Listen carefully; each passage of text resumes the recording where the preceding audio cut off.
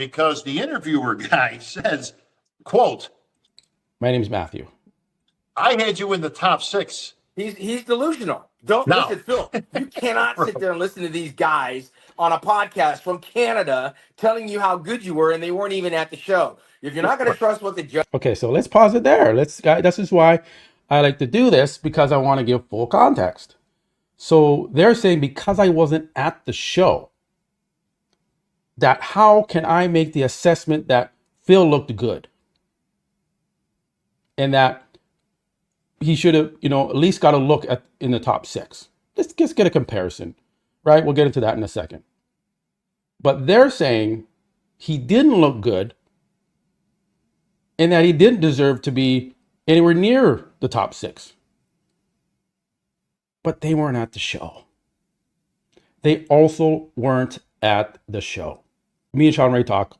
I spoke to Shawn on the phone earlier today, and he's like me. He's very blunt. He'll say it like it is. He's known for that. That's nothing new in this industry. He speaks his mind, and he spoke his mind about his thoughts on me. And he also spoke his mind when he gave me a call as well earlier today, and we kind of laughed about it and whatever. And it's all good, whatever. But for the people that are watching this from the outside, they don't know the whole context. So that's why I'm making this video.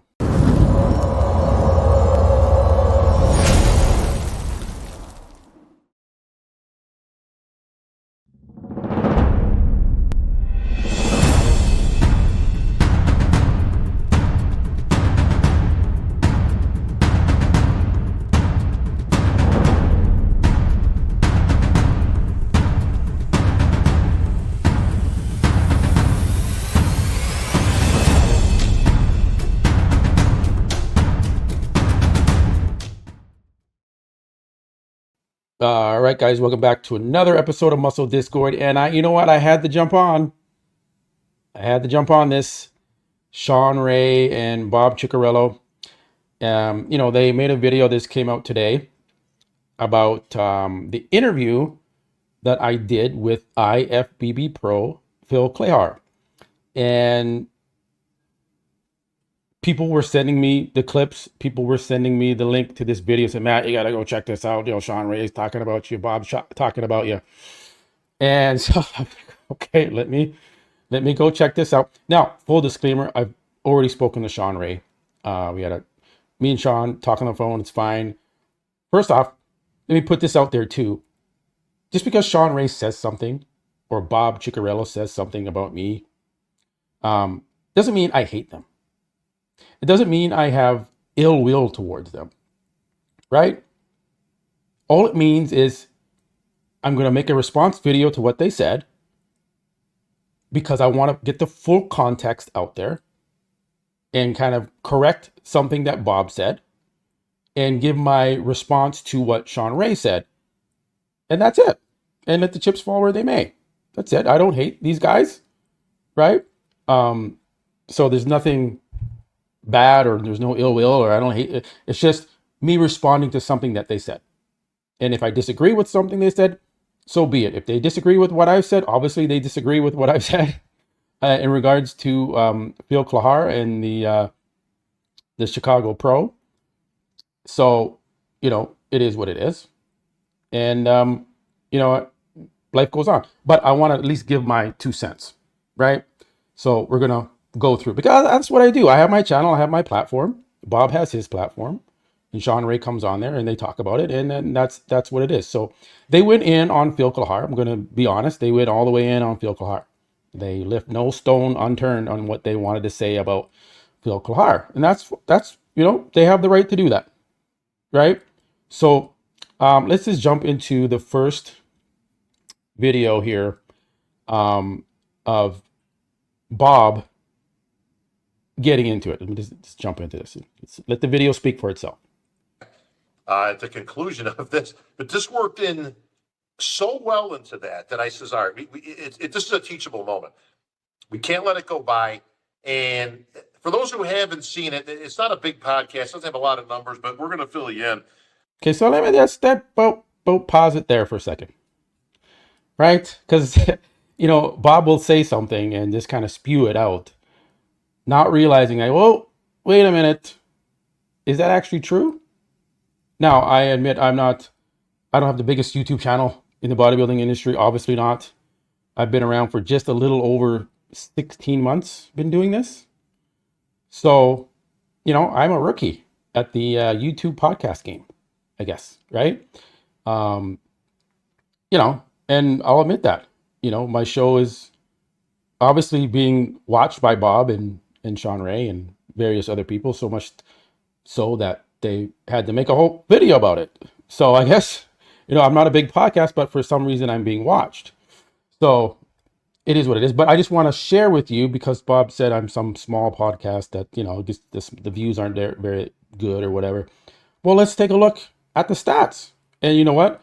If I'm not a big podcast, then what is the Voice of Bodybuilding's podcast? Not hating, but Bob said what he had to say. He didn't seem to care about it, so he was open-minded about what he wanted to say about me into my channel. So I'll do the same. So let's just take a look, right? So share this tab here. All right. So the facts are the facts.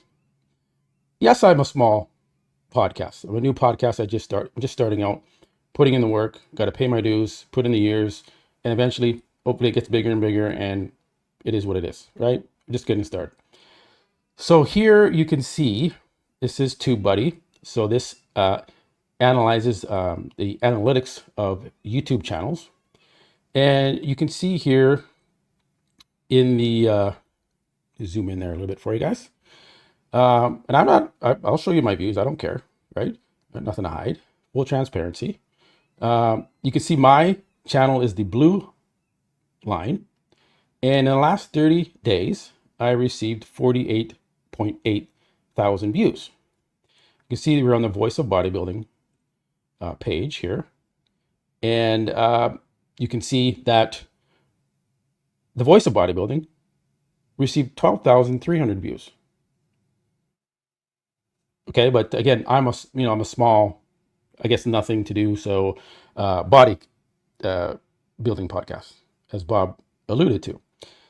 And then, well, let's just take a look at the subscribers. Again, I don't care. People can see the numbers.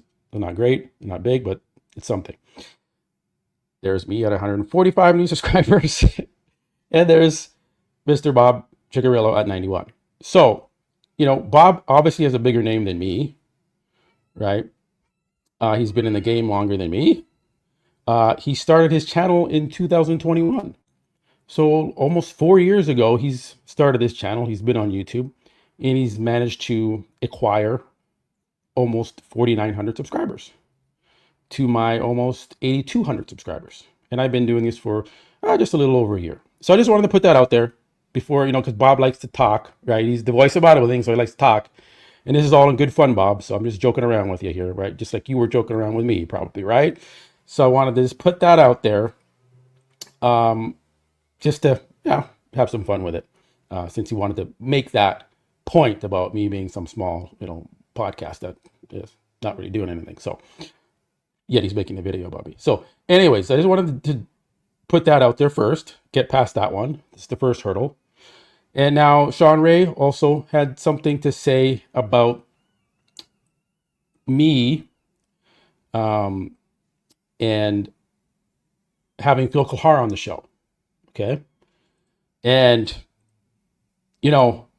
Bob, you're going to have to watch this a little bit. It's like over a little minute of talking here between Shawn and Bob. And, Bob, Shawn says his 2 cents about, Phil Clahar and me having him on my platform and being a cheerleader and not really, I'm delusional in saying that Phil should have been in the top 6, right? Which is not accurate, and that's not what I said. So let's play the clip, and then we'll come back after it. Is on the head judge and then blame the head judge for not getting in the first call out. Look, man, look at your pictures. Go back and compare who you were standing next to. Even if they bumped you up 5 or 6 notches, you're not in the top 5. So what are we talking about here? I think this is poor sportsmanship. I think it's delusion. If he wants to do something competitive, compete in the Masters. And then he narrows the gap, and he's competing with guys 40 and over, and he's still giving up 10 years. Phil, Yeah. you're good for your age, but you're just not that good. And the judges reaffirmed that. And whoever's telling you that you were great, the other guy on that past podcast, man, I'd love to have him on the Sean Ray cheering Oh, squad. well, He listen, didn't do that guy didn't do you any favors on that interview because he definitely was I'm a fan. glad you brought that up. So again, yeah, I'm Sean Ray again. Me and Sean Ray talk. I spoke to Sean on the phone earlier today, and he's like me. He's very blunt. He'll say it like it is.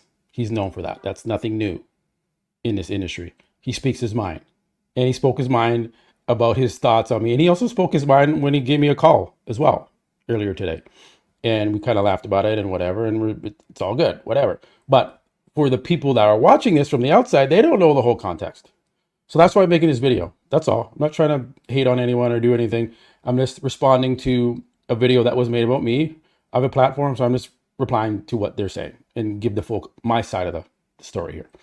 So I'll let Bob continue on here. Because the interviewer guy says, quote, My name's Matthew. I had you in the top 6. He's delusional. Don't No. listen, Phil. You cannot sit there and listen to these guys on a podcast from Canada telling you how good you were, and they weren't even at the show. If you're not going to trust what the judge. Okay, so let's pause it there. This is why I like to do this, because I want to give full context.